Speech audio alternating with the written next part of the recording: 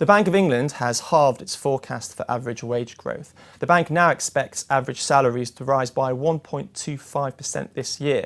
The forecast comes as official figures showed average wages, excluding bonuses, grew by just 0.6%.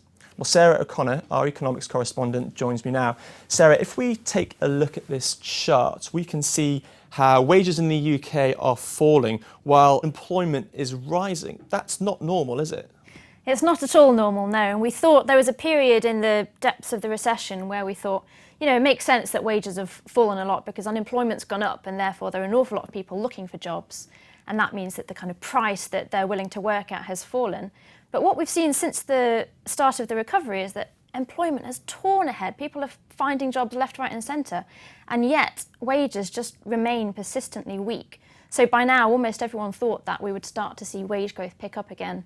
Obviously, this is very important for the government. As they come into the general election, they want to show that people's living standards are recovering alongside the broader economy. But no, so far, if anything, it looks like it's getting worse. And this trend has puzzled economists. How do you explain it? Is it a blip or are there real concerns about the strength of the UK economy?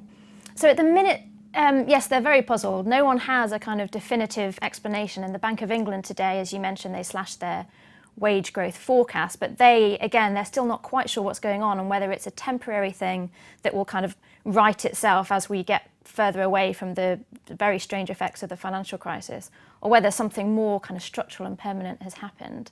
A couple of the potential explanations. One is that productivity has been extremely weak. So you and I are not generating as much economic output in an hour as we used to, apparently, although I feel like we're doing quite well. And because we're not being as productive, that means that employers can't really afford to pay us more because then their profit margins would get squeezed. So that's one potential explanation. Another is that the number of people willing to work is increasing, the sort of labour supply. So we're having people who were on long-term sick benefits being kind of pushed back into the labour force by some welfare reforms. Similarly, for some kinds of lone parents. At the same time, older workers are choosing not to retire at the sort of age that they used to. Partly that's because they've changed the state pension age for women. It's also because people are finding their pension pots aren't paying as much as they thought.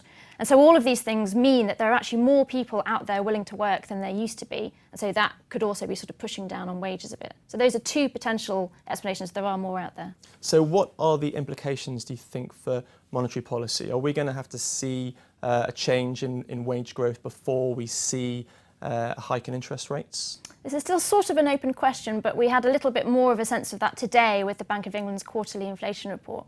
So Mark Carney, the governor, said they will have a renewed focus on wages as they start to think about when to raise rates. So people saw that as a sort of dovish signal that given that wages are so weak and they've just lowered their forecast, people think, well, they're probably going to wait a little bit longer to see what happens with them. But you have to bear in mind that the Bank of England is really targeting inflation a couple of years in the future, not inflation right now. So even though they know that wages are weak, they need to weigh up, maybe they will suddenly kind of catch up, and so it doesn't necessarily mean that they'll wait until they already start to rise. Sarah O'Connor, thank you very much.